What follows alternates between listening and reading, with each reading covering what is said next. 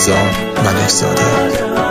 رنگ موهای تو بوره، چشات تنگ بلوره، تو دلت سنگ صبوره، نمیدونم چرا اما مغروره. رو به من دست تو وا کن، بیا موهاتو رها کن، تو دلم آتیش بپا کن، صدا کن. حال من یه حالیه که نگو مال من، میشه آخرش به زور میبرم دل کوچیک تو رو باور کن.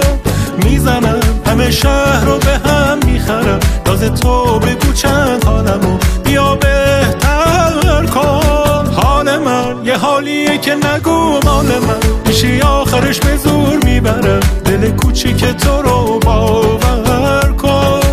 میزنم همه شهر رو به هم میخرم، راز تو بگو چند حالمو بیا بهتر کن.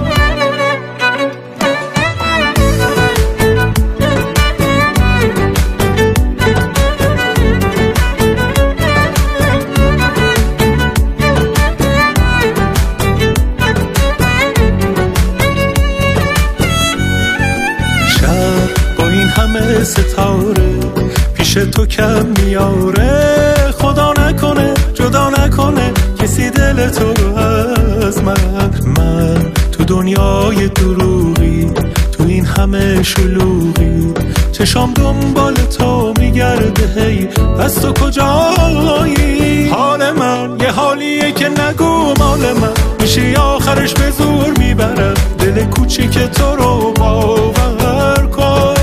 میزنم همه شهر رو به هم میخرم، راز تو بگو چند حالمو بیا بهتر کن. حال من یه حالیه که نگو مال من، میشه آخرش به زور میبرم دل کوچیک تو رو باور کن. میزنم همه شهر رو به هم میخرم، راز تو بگو چند حالمو